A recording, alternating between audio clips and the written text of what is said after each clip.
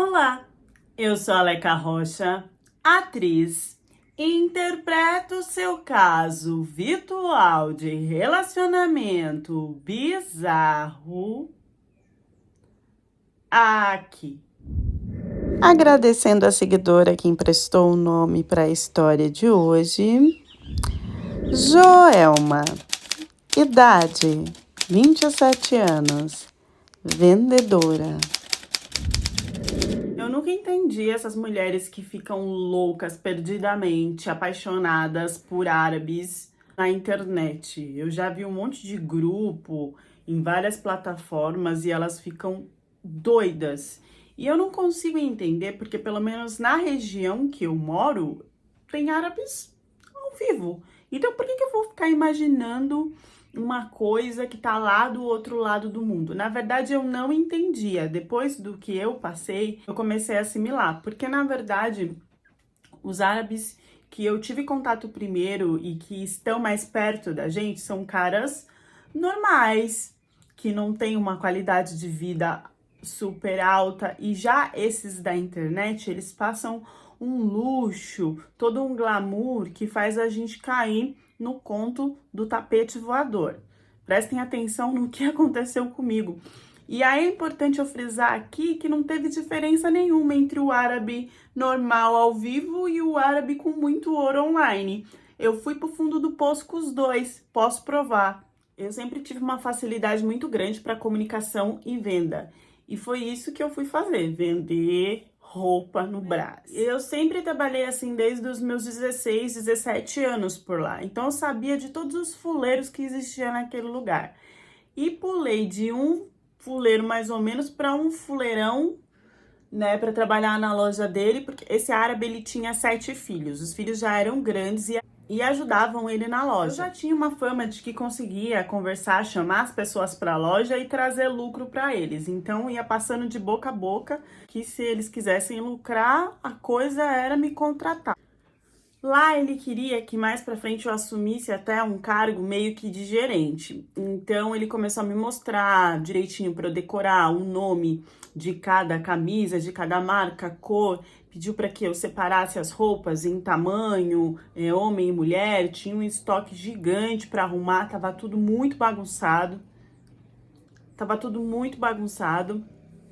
E ele pediu para um dos filhos dele, que era mais ou menos do meio, para que me ajudasse. Só que esse menino chegou para mim perto do celular ele ficou, e eu já entendi que eu teria que organizar, era tudo sozinha, porque, né? Fui para organizar e tinha umas escadas que a gente subia.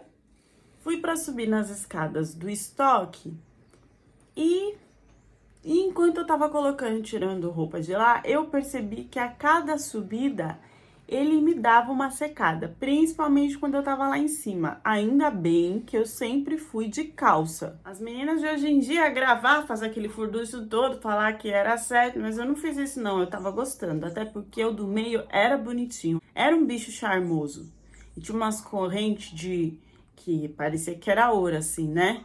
E aquelas calças de pular brezo com aquelas blusas bem apertadinhas para mostrar os músculos. E em cada braço ele tinha uma tatuagem do ombro que vinha até o cotovelo. E em uma dessas idas eu percebi que ele estava me filmando, gravando com o celular, né, a poupança lá de cima para baixo. E aí, na terceira vez que eu vi ele fazendo isso, eu olhei para ele e falei: querido, você tá gravando para mostrar para quem? Para os seus amiguinhos? E aí ele virou e falou assim: não, eu tô gravando para mim, porque eu admiro muito você. Eu falei: ah, então você vai deixar eu ver, né? Já que você não tá mandando pros seus amiguinhos. Minha filha, eu desci aquela escada numa velocidade, peguei, taquei a mão no celular desse homem. Eu tinha certeza que ia estar em um monte de grupo e tal, e na verdade não. Ele não tinha grupo nenhum, ele deixou eu olhar o celular todo, hein? E tava só na galeria dele mesmo. E aí ele, depois que eu acabei, né, ele olhou e falou assim: tá vendo? Que eles falam meio assim aqui, né? Eu quero sua poupança só pra mim. Yalla, yalla, Tudo no final ele falava Yalla. Esse menino, ele tinha 25 anos, mas ele parecia ter uns 35. De tanto que virava à noite, fumava e bebia cachaça. O instrumento dele nunca estava desacordado, sempre estava em sinal de alerta, sempre tinha uma tora assim no meio da calça. Parecia que ele andava ou com meio ou com um taco de golfe. E para dizer que era muito grande mesmo, ele ainda andava assim, meio que o Arnold Schwarzenegger, só que sem ter músculo, com as pernas bem abertas. Parecia que ele estava sempre assado, por causa do tamanho do saco. Todo mundo vai falar, ah, é ridículo esse tipo de homem, é ridículo. Mas quando chegam perto de você, começa um cheiro de testosterona. É um suor de macho masculino, meio alfa, meio selvagem, que você acaba derretendo.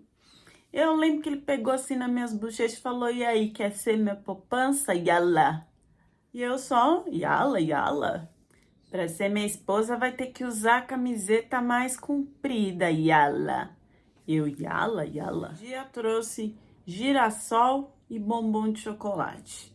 Do nada o pai dele, do nada chegou pra mim e falou que tinha conversado com o pai dele que eu ia ficar só no estoque na parte de dentro, que não ia mais vender na parte, de fora. Eu falei, ué, mas eu sou boa na comunicação, que eu vou ficar fazendo lá dentro? Mulher minha não é vista. Yala, yala. Começou os beijos e os amassos nos estoques. Aí foi que eu percebi que o instrumento dele não era nem taco, nem meia, era real. Era uma tora mesmo. Resumindo toda a situação, lá no estoque era só uns beijinhos a massa. A gente não tinha ido até os finalmente, não. Porque eu sabia que esse negócio de árabe, eles só faziam os finalmente com a pessoa que eles queriam casar depois do casamento. Tava escolada de um monte de barraco que um dia, se a Aleca quiser, eu conto só. A gente faz só um vídeo de barraco que acontece no Brás com esses árabes e essas brasileiras, que vocês não têm noção. Então, eu lembro que um dia ele falou, vamos acampar. Aí eu já abri o olho, né? Falei, acampar? É, prometo te respeitar, mas quero passar mais dias com você como namorado, porque a gente só namora dentro da loja escondida no estoque. Porque a gente só namora dentro da loja escondida no estoque. A gente tem que pegar um cineminha, conhecer uma praia, fazer um acampamento. Fui nessa do acampamento, né, gente? Ele pegou lá o carro dele, me levou, marcamos o dia. Só que dentro do carro, gente, ele já tava num fogo que, assim, vou ser bem sincera, os amassos que a gente dava no estoque era a mão na cintura, de vez em quando na poupança e nos beijinhos. No carro, ele já começou a apertar com força a minha coxa, mas dava uns apertão assim e ia subindo a mão, querendo já, né, outra coisa. Eu olhei e falei, olha, você pode parar, você sabe que eu sou uma menina de respeito, que eu não tinha nem que estar te beijando. Se você quiser alguma coisa séria comigo, a gente tem que casar. Eu não vou te dar nada aqui, não. E ele ria e falava, yala, yala. Era só isso. Quando não tava com aquele cachimbo na boca, que aquilo fedia mais do que pé podre de jogador de futebol. Do nada ele viu que eu tava ficando brava, aí foi pra um assunto de que a irmã ainda tava sofrendo no Líbano, tinha filhos e o marido dela era cruel, e que eles estavam trabalhando e batalhando pra trazer a irmã de volta, porque ele ia pegar o cara pelos cabelos, ia acabar com o cara, e fazia todo um dramalhão que tava sofrendo por causa dessa irmã. Quase que chorou no carro para ser abraçado, para falar, coitado, como ele é batalhador, tá cuidando da mulher. E aí nisso, no abraço, no choro, ele já veio de novo para cima com aquela, né, força toda. E eu falei, não, não, não, vamos acampar. A gente não veio para acampar? Você não armou, disse que tem um lugar, que tem a barraca, não sei o que, tá bom, vamos, vamos. Aí foi indo, o negócio foi ficando deserto, deserto, deserto. Eu falei, olha, mas eu não tava com medo não, sabe por quê? Porque, gente, ele batia aqui em mim, ó. Se ele tentasse alguma coisa, eu quebrava a cara dele. Quando a gente chegou, era só mato e um buraco de trilha. Me senti, sabe, naqueles filmes de terror americano? Era isso. Ah, vamos por aqui. Eu falei, mas você não tá levando barraca, você não tá levando água, você não tá levando nada, que acampamento é esse? Não, porque a minha família tem uma barraca não, porque a minha família tem uma cabana, uma casa em forma de cabana, que é nesse caminho aqui, a gente fica lá, a gente acampa lá, não precisa da barraca nem nada. Ah, não tinha entendido essa parte. Ah, agora você entendeu, então vamos. Andava. Andava, nada da casa barra cabana chegar.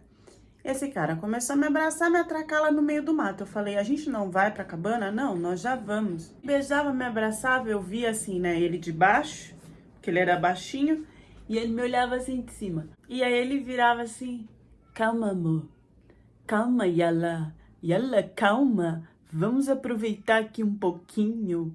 Você não tá gostando, Yala? E eu... Não, eu não vou, porque assim, gente, sério, do jeito que ele tava, parecia que ele tava querendo aproveitar e fazer alguma fantasia lá no meio do mato. E eu não ia fazer nada com ele. E aí ele forçou, fiquei brava, falei, não vou fazer nada, vamos embora então, já sei o caminho, tô voltando pro caminho do carro. Aí ele respirou fundo e falou, ai, desculpa, mas é que eu não consigo me concentrar, porque você é muito maravilhosa, aquele papo que todo homem solta, né? A gente desequilibra eles demais nessa hora, só nessa hora, né? Na hora de ligar no outro dia, ninguém se desequilibra. Aí eu vi que ele foi ficando bravo, conforme eu ia negando, e no fim ele já tava aqui, né? Eu falei, me leva pro carro, vou embora, não quero saber. Porque eu já vi que aqui não tem cabana nenhuma, você tá querendo que eu acabe, né? Aqui. Aí ele, então tá, então peraí que eu vou fazer o número 1, que eu tô apertado, e a gente vai embora. E aí não queria fazer o número 1 na minha frente, porque disse que eu era pudica, que eu não queria fazer nada, então também não ia ver o instrumento dele. Falei, obrigado, querido, eu não tô afim de ver seu instrumento agora. Mentira, tava louca pra ver. Eu sei que no que eu virei que ele foi pra fazer o número 1, ele desapareceu. Tipo, ele entrou no meio do mato pra fazer o número 1 e desapareceu. E 5 minutos, 10 minutos, 15 minutos, 20 minutos, eu falei, esse moço será que se perdeu? Muito esperta que fui, eu decorei o caminho que a gente andou. Voltei até lá porque falei, vou no carro, que é mais fácil de pegar o carro, pedir ajuda pra alguém, sei lá. Porque eu tinha dado uma volta nas redondezas e nada dele, assim, né, na região. Cheguei no lugar que a gente tava, cadê o carro? Não tinha mais carro. Foi aí que eu me toquei. Eu não quis dar pra ele. Ele não quis me levar de volta, pegou o carro e foi embora, me deixou, me largou no meio do mato. Tive que pedir carona pra uma pessoa desconhecida, com medo de acontecer alguma coisa, mas eu cheguei nessa loja que saía assim, fogo pelas ventas. Fui contando tudo pro pai dele, besta, achando que algum homem daquele lugar ia ficar do meu lado, né? Óbvio que não. O pai dele olhou e falou, a culpa é sua, você como mulher aceita ir pro mato com alguém? E outra coisa, tira essa esperança aí da sua cabeça de que meu filho vai ter alguma coisa com você. Todos os meus filhos já estão encaminhados com libanesas, as meninas vêm do Líbano que eu trago, pago pra casar com eles. Eles não vão ficar com brasileira. Falou um monte e óbvio que eu fui mandada embora. Fiquei bem queimada porque ele era daquele que saía falando pra todo mundo lá no Brás. Aí resolvi tentar trabalho na 25. Na 25... tava todo um fuxique, um furdúncio, de que parece que tinha um árabe sheik, que tava vindo sei lá da onde, e que ele já tinha umas 4 lojas lá na 25, que ia abrir mais uma nova, que ia precisar de gente. Parece que cada filho dele cuidava de uma loja também, mas aí eu já nem tava interessada em falar com homem nem nada, queria longe, e que ele tinha uma esposa, ex-mulher, na verdade, brasileira, que era a mãe desses meninos aí. E eu desesperada, né, pra conseguir um trabalho, porque tinha saído do outro, tinha que pagar minhas contas, vivia de aluguel. Falei, bom, vai ser nessas lojas aí, né? Fui avisando todo mundo. Um dia do nada chegou mensagem falando dessa loja que estava aberta, mas eu achei que era alguma assessora, um assessor, sei lá, alguém que estava organizando essa parte. Não, o estranho foi que, assim, se foi identificado na mensagem que era o tal do sheik árabe que queria falar comigo para eu trabalhar nessa loja, porque já tinha algumas recomendações. Eu achei estranho, né? Um cara que tem tanta preocupação, por que que ia mandar mensagem direto para mim se tem um monte de funcionário para fazer isso? Mas eu falei, tudo bem, sheik árabe. Rindo, né? Achei que era algum funcionário querendo, né, se achar demais, de repente, para conseguir alguma coisa minha, porque agora eu tava de olho aberto em tudo que acontecia. E aí marcou um dia para ir lá conversar, para fazer uma entrevista, para já começar a trabalhar. Também achei que seria com um funcionário. Cheguei lá, era mesmo com um shake árabe, gente. E era uma coisa assim, que ele parecia shake árabe mesmo, porque ele era todo montado no ouro. Abdala, idade 39 anos, shake. Era relógio, era pulseira, se bobeasse tinha colar e anel, aquelas coisas todas. Sabe aquele cara que exala dinheiro? Era ele. Fiquei super envergonhada porque eu fui super simples, eu não me arrumei nem nada porque eu tinha certeza que era para um funcionário. E como era para essas coisas de vendedora tal, não precisa ir também super fina, com traje social e nada disso. Até porque eles falaram que eu já ia começar logo depois da entrevista porque já tava mais do que certo. Sabe o que ele parecia? Ele parecia aqueles cara dono de jogo do bicho. Daqueles bem fortão mesmo, sabe? Com uma barba que não é aquela barba cheinha, mas é aquela barba suja.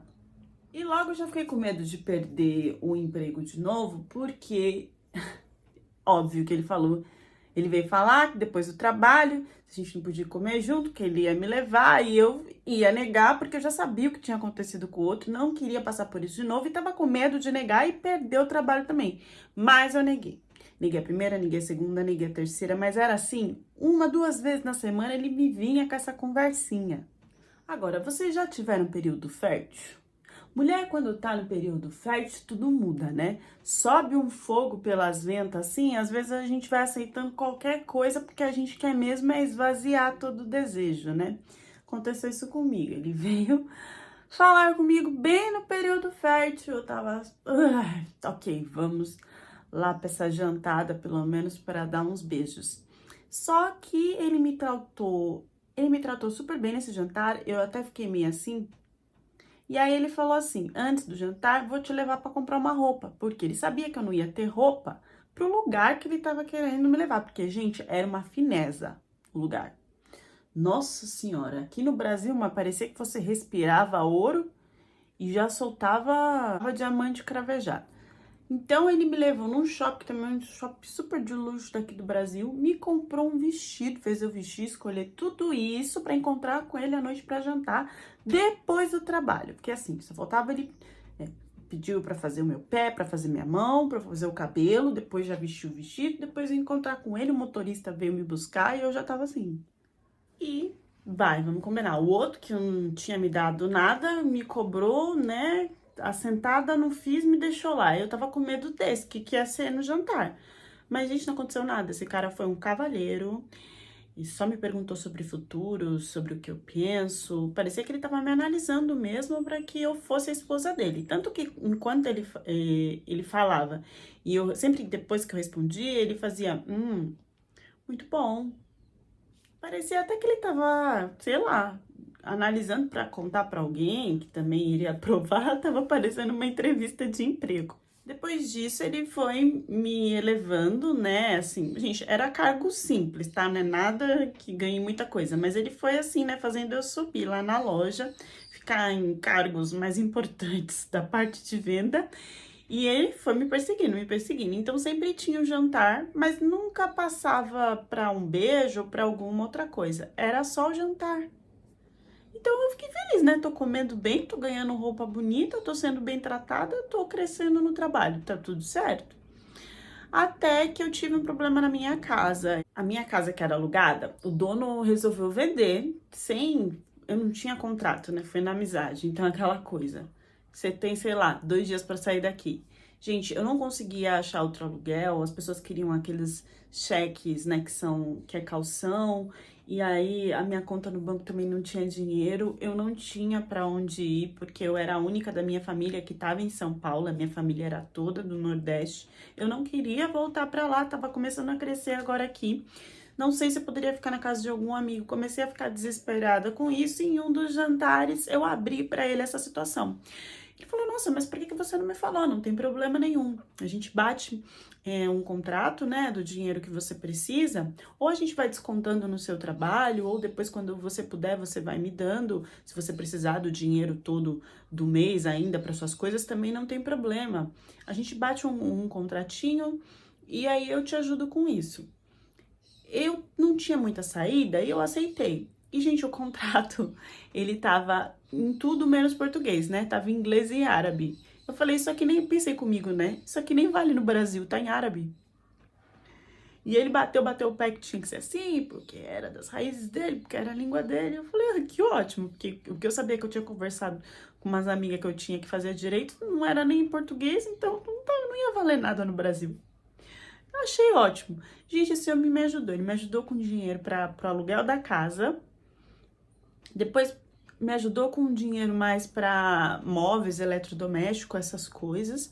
A partir daí, eu sei que tudo que eu precisava, assim, que não sobrava do meu salário, ele batia um tal de contratinho, aumentava lá uma página e ele me emprestava ou pagava e eu nunca que devolvia para ele.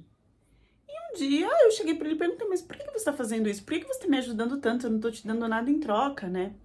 E ele falou que isso era um costume muito comum entre os árabes, que um ajudava o outro, que um dia mais para frente ou em anos, se ele precisasse, ele sabia que eu estaria ali para ajudar ele em reconhecimento que ele tinha feito por mim. Ele também achava que as mulheres no Brasil não eram muito bem tratadas nessa questão financeira, de que os homens não davam o suporte que as mulheres mereciam. E no caso, ele achou eu uma pessoa admirável, guerreira, trabalhadora, viu como eu estava fazendo o negócio dele crescer lá na loja e então resolveu me ajudar. A partir daí ele falou que a admiração por mim já estava passando de uma admiração por funcionária, mas que ele tinha sentimentos por mim. Isso durou, gente, mais ou menos uns 2 anos, sem esse homem encostar em mim, até que ele me fez o convite oficial falando que queria que eu fosse a esposa dele. E eu não tinha ideia. Eu achei que ele ia querer uma franfada de fora, né, escondida. Mas não que ia me assumir, porque eu via que eles só assumiam as mulheres, né, da religião deles, essas coisas. Eu falei, mas que coisa estranha. E ele falando que queria me dar uma viagem pra ir pra terra dele, que ia fazer o casamento lá. Vamos combinar, né? Eram 2 anos esse cara me ajudando. Ele nem tinha feito nada comigo, que batia com o que eles falavam, que eles não fazem nada antes do casamento. Tinha que ter algum defeito, tinha, mas assim, tava tudo muito... Não tinha como eu não confiar nele, né? Ele fazia tudo por mim. E aí eu falei, olha, eu preciso pensar mais sobre isso, porque eu não sei, né? Eu não tinha isso na minha cabeça. A gente sentou de novo pra conversar. E aí que veio o defeito, né? Ele virou e falou, olha, mas assim, eu sou separado, né, aqui no Brasil, mas eu tenho uma esposa no Kuwait. Quando ele falou que tinha uma esposa no Kuwait, eu me senti no clone. Eu falei, mas esse homem tem certeza que ele tá falando isso comigo e que eu vou aceitar? Eu tô te ajudando em todas as suas necessidades, então seria só oficializar isso. E assim, eu só posso fazer isso se a minha primeira esposa aceitar. A gente pode fazer uma chamada de vídeo para você conhecer ela. Eu coloco a tradução para você entender o que ela fala, para você ver que tá tudo bem para ela, até porque ela tá em outro país. Ela nem vai pensar na mulher que eu tô cuidando, que tá cuidando de mim aqui no Brasil. Para ela é até mais interessante ela saber que o homem dela tá sendo bem tratado. Vai chegar bem feliz lá. A única coisa que eu tinha que aceitar é que às vezes ele ia viajar para o Kuwait, mas a maioria do tempo ele estaria aqui no Brasil. Gente, eu parei para pensar, esse homem tá me ajudando todo mês, já faz mais de 2 anos, sem ter relação nem nada. O que vai, tipo assim, eu ser mulher dele, se essa esposa for aceitar mesmo, poxa, eu não tô perdendo nada, na verdade ainda tô ganhando. Fui pra chamada de vídeo com ele pra conhecer a esposa. Gente, não é que a mulher tava lá totalmente bonita, banhada no ouro, diferente de mim, toda no brilho. E ela foi super educada comigo e sorria, não tava forçada, não tava amarrada, não tinha ninguém apontando nada pra ela. Ela andava, um luxo assim, um apartamento, você via que era um luxo. Eu falei, nossa! E conversou. Sorriu, respondeu, perguntou, com uma voz suave, assim, ela praticamente só mexia as mãos. Rainha! E não tava nem eu. Falei, gente, como a nossa cultura do Brasil é muito diferente, né? A gente fica com ciúmes, umas coisas, a mulher não tava nem aí. Banhada no ouro também, ia tá brava com o quê? Ele me falou que só tinha uma questão, que esse casamento tinha que ser feito na frente da primeira esposa para mostrar que ela aprovou, tinha que ser ao vivo, não podia ser online, então que quando ele viajaria para o Kuwait, ele ia me levar para conhecer lá e já fazer essa cerimônia se tinha algum problema. Eu falei, gente, problema nenhum. Eu viajar para um lugar nenhum.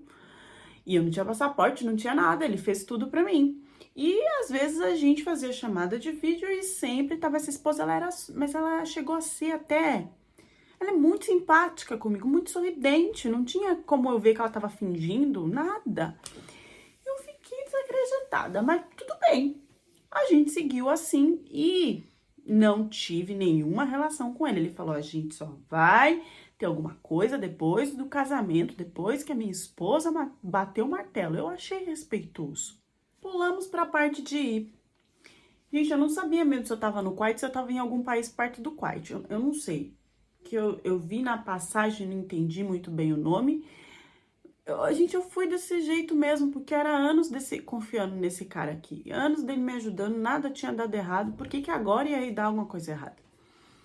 Cheguei lá, tinha a esposa, tinha ele, fomos para um contrato que eu tinha que assinar, né? Que também era tudo em árabe. E era um contrato de casamento. O que poderia ter de ruim lá? No máximo, a questão de eu não receber a quantia do dinheiro dele, quando ele perder a vida. Essas coisas que também não me interessava. Eu já estava assim, muito feliz com o que estava acontecendo. Depois da cerimônia do casamento é que o caldo entornou. Porque ele me deu lá um baby doll, uma coisa toda bonita, e uma banheira de espuma, não sei o que eu tinha que tomar banho com molho, não sei o que. A pele até brilhava de tanta limpeza e tanto luxo. Mas ele chegou e falou que era para eu esperar em um quarto, deitada, que a Mahamalov, que eu não lembro o nome dela, estava indo para me receber. E aí, tô falando desse jeito, gente, ele não falou desse jeito, mas para deixar mais leve, que ela iria me usar. Aí eu, meu amor, como assim? Mahamlat vai me usar? Se você é o homem, não tô entendendo. A minha esposa vai lhe usar. O casamento foi feito. A minha esposa, a minha esposa gosta de mulheres e você foi a escolhida por ela, entre várias outras que eu mostrei de várias regiões, para ser o brinquedinho dela, para ela usar como ela quiser. Eu falei, você tá louco, né, meu filho? Porque eu não vou fazer nada disso. Tudo bem, você já pagou um monte de coisa pra mim, mas eu não aceito, eu nem sei. Eu tenho nojo dessas coisas. E aí, ele falou, querida, senta aqui. Gente, quando ele falou, querida, senta aqui, ele tirou uma mala que tinha desde os contratos que eu assinei lá no Brasil. Vocês lembram dos contratos que tinha que devolver o dinheiro? Que eu nunca devolvi, que tava tudo bem, que era tudo em árabe? Então, desde aqueles contratos lá, gente, era regra em cima de regra que eu tinha que cumprir de acordo com o que eu iria viver no Kuwait. Tinha lá, gente, que eu tinha que servir a mulher dele, que eu tinha que fazer o que ele mandar, que eu só poderia sair por ordem deles. Cada contrato, cada cláusula era alguma coisa que me aprisionava mais em uma situação que eu não tinha noção do que era. Não era um contrato para eu pagar o que eu devia. Era um contrato de eu aceitando fazer tudo o que eles quisessem. Desde estar muito limpa, sorrir, ser educada, satisfazer, dar prazer. Gente, era tudo. E eu aceitando. Isso ele foi me traduzindo na hora, eu não sabia árabe. Então existia um segredo entre o casal, que a mulher dele, na verdade, gostava mais de mulher do que de homem. E para ele proteger a mulher dele, continuar no casamento e ela se sentir satisfeita e não separar dele, ele prometeu encontrar uma mulher como segunda esposa dele, mas que seria só para satisfazer a primeira esposa. Não tinha como eu fugir, não tinha para quem eu gritar, não tinha com quem eu falar. Além de tudo, estava assinado dentro das leis que ele disse que era do país, num matrimônio. Eu aceitei, além de tudo que ele já tinha pagado para mim, e não tinha como fugir da situação. Quando a gente saía, parecia que era duas esposas com o marido, mas na verdade, o marido nem participava. Ele não queria nem assistir o que acontecia. Às vezes ele assistia o que acontecia, mas a maioria das vezes era no privado, só com ela. Então, quem me via nas redes sociais achava que eu tava no quarto, sendo uma segunda esposa, super bem tratada igual a primeira, no luxo e tal, só que não. Eu tava sendo cachorrinho da primeira esposa, eu não tinha nenhum contato com ele, ele não teve nenhuma relação comigo em momento nenhum. E é vergonhoso dizer pra mim o tanto de tempo que eu fiquei. E eu não fugi, eu não consegui chamar a polícia, eu só saí de lá por boa vontade deles, depois de um tempo que o que aconteceu? A esposa enjoou. Ela enjoou de mim. Então, por ela não querer mais, por ela querer escolher outra pessoa com outras características, o casamento foi desfeito. Aí sim, entra ele como homem, falando que não queria mais. Ele pagou tudo, tudo para eu voltar como se nada tivesse acontecido e para eu calar a minha boca. Tanto que eu estou com a minha boca calada até hoje. Estou contando a história aqui para vocês. Estou falando para vocês aqui porque não tem identificação. Mas assim, eu não fiz denúncia, eu não fiz nada, porque assim, eu fui paga para ficar calada. Mas eu acho que eu devia compartilhar isso porque eu não fui lá, eu não fiquei lá como uma princesa sendo acariciada por ela, não, tá? Ela fez o terror que ela quis comigo, tá? Até de sentar em mim para que eu ficasse sem ar. Não vou me alongar nas barbaridades, essa foi uma delas, talvez outra vá na capa da história, e é isso. Para as pessoas ficarem alertas com esse negócio de segunda esposa, porque sim, tem mulheres que gostam de mulheres e estão casadas com esses árabes, e dependendo do controle e do domínio que ela tem por eles, eles podem fazer esse tipo de coisa, não só porque precisa ser escondido, a família não pode saber, né, que acontece uma coisa dessa. Eu voltei para o Brasil, sim, com né, um dinheiro que eu consegui investir e começar o meu negocinho a partir disso. Ele me deixou em paz, entre aspas, porque sempre tem alguém, eu vejo me observando, ou mandando mensagem, ou tentando contato na internet, para que se entenda que eu não vou falar disso para ninguém, especificando os nomes. Então, eu acredito que eu serei monitorada até o resto da minha vida e eu não tenho problema com isso, eu não quero denunciar e eu tô bem com o dinheiro que eu recebi. Uma camada que eu gostaria de conversar com vocês aqui. A gente sabe que a maioria das pessoas, elas ajudam querendo algo em troca. Tudo bem, esse homem ajudou por 2 anos, não quis nada em troca. Vamos pensar aqui comigo?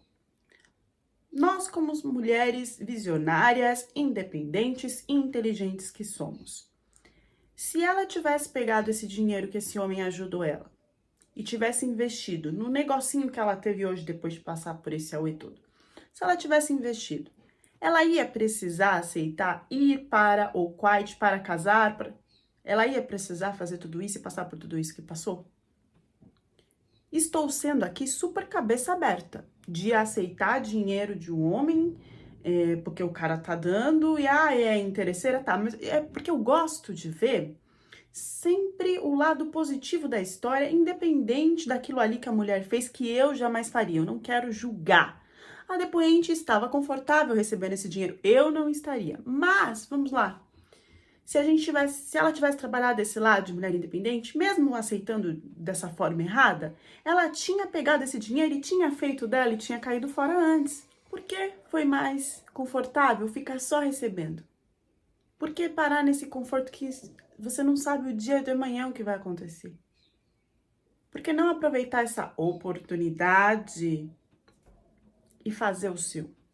Poderia ter sido uma saída para não chegar até onde chegou. Sem julgar a parte de que eu não aceitaria isso, tá bom, gente? Bom, deixem as reflexões de vocês nos comentários e até a próxima história do canal.